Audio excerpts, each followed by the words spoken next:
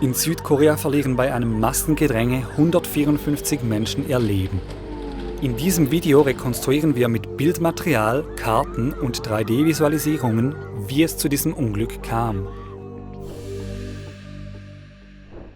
Es ist der 29. Oktober 2022 in der südkoreanischen Hauptstadt Seoul.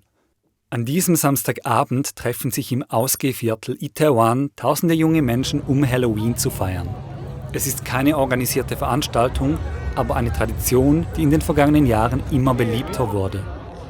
Nach Angaben der Behörden befinden sich an diesem Abend mehr als 100.000 Menschen im Ausgehviertel. Wie dicht gedrängt die Menschen an diesem Abend stehen, zeigt ein erstes Foto.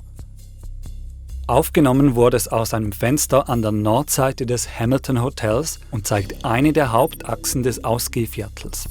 Abgleiche mit Google Street View zeigen, dass die Straße an dieser Stelle zwischen 5 und 8 Metern breit ist. Mit diesen Angaben lässt sich berechnen, wie dicht die Menschen auf dem Foto stehen. Demnach befinden sich in der Menge rund 7 bis 9 Menschen pro Quadratmeter. Als Vergleich: Bei Anlässen mit großen Menschenmassen gelten in der Regel 4 bis 5 Menschen pro Quadratmeter als absolutes Maximum. Wenn die Dichte höher ist, steigt die Gefahr von Unfällen.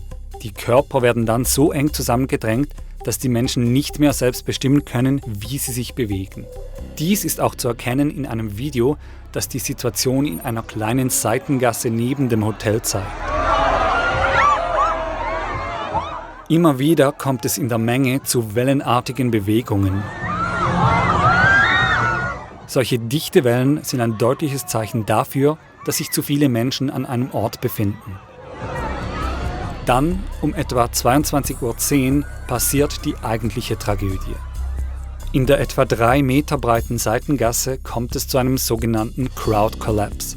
Erste Leute fallen hin und diejenigen dahinter werden vom Druck der Menschenmenge darüber geworfen. Viele der Menschen in diesem vorderen Bereich können sich nun überhaupt nicht mehr bewegen und sterben durch Ersticken.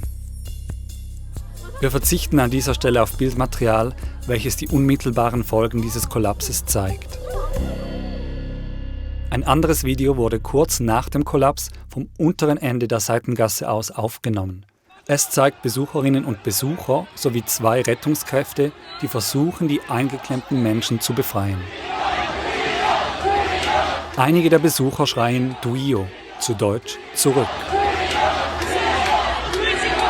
Laut Augenzeugenberichten dauert es etwa 30 Minuten, bevor ein Großaufgebot an Rettungsdiensten den Ort des Unglücks erreicht.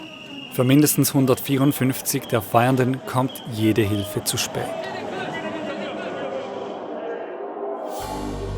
In Südkorea gelten zwar spezielle Sicherheitsbestimmungen für Veranstaltungen mit mehr als 1000 Besuchern, da es sich bei der Halloween-Nacht aber nicht um einen organisierten Event handelte, wurden im Vornherein keine speziellen Vorbereitungen getroffen. Die nationale Polizeibehörde bestätigte, dass zum Zeitpunkt des Unglücks nur gerade 137 Polizisten vor Ort waren. Deutlich zu wenig für das Management von mehr als 100.000 Menschen.